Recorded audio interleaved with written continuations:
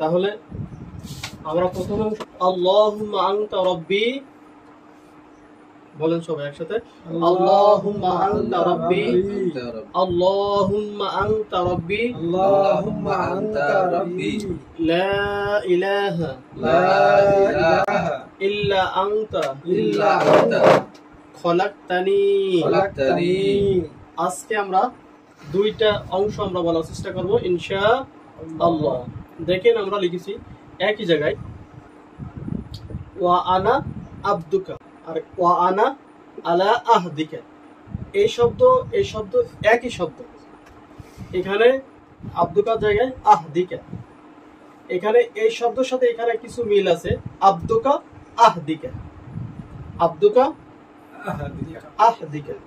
আর প্রথম অংশ ওয়া আনা, এই শব্দটাও মিল, এই শব্দটাও মিল। এখন বাড়তি কতটুকু? আলা। কি হবে? আলা। দুইটা তিনটা। তাহলে আমাদের এই শব্দটার এই শব্দটা মুখস্থ করলে হয়ে যাবে ইনশাআল্লাহ।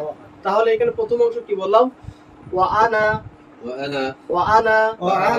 আবদুকা ওয়া আনা আলা আহদিকা ওয়া আনা আবদুকা ওয়া আনা আলা আহদিকা ওয়া আনা আবদুকা ওয়া আনা আলা আহদিকা।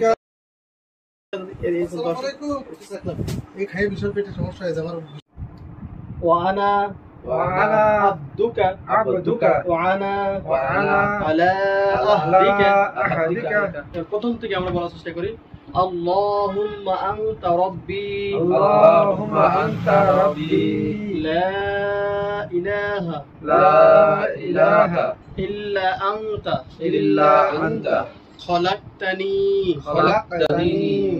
وأنا عبدك وأنا على أهدك।